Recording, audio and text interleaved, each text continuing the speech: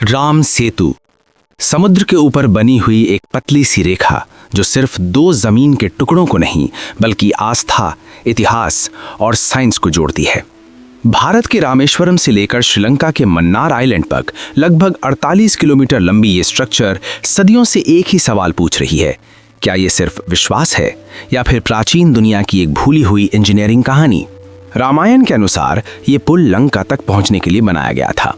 भगवान राम की वानर सेना ने पत्थरों और प्राकृतिक सामग्री का इस्तेमाल करके समुद्र पर एक मार्ग तैयार किया।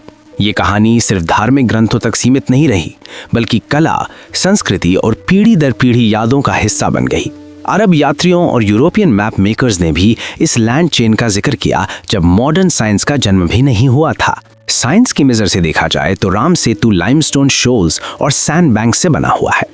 जियोलॉजिस्ट कहते हैं ये हजारों सालों में सी लेवल के बदलाव, कोरल रीफ ग्रोथ और सेडिमेंट के जमा होने से बना। कुछ रिसर्च ये भी बताती है कि ये एरिया कभी जमीन के ऊपर था जो वक्त के साथ समुद्र में डूब गया। लेकिन इसकी सीधी अलाइनमेंट और इतनी लंबी कॉन्टिन्यूटी सिर्फ एक कोइंसिडेंस जैसी नहीं लगती। 2002 में नासा के सैटेलाइट इमेजेस ने राम सेतु को दुनिया के सामने ला खड़ा किया। नासा ने स्पष्ट किया कि इमेजेस किसी मैन मेड स्ट्रक्चर को प्रूव नहीं करती, लेकिन सवाल वही रहा, अगर ये सिर्फ प्रकृति का काम है तो ये इतना परफेक्ट क्यों दिखता है?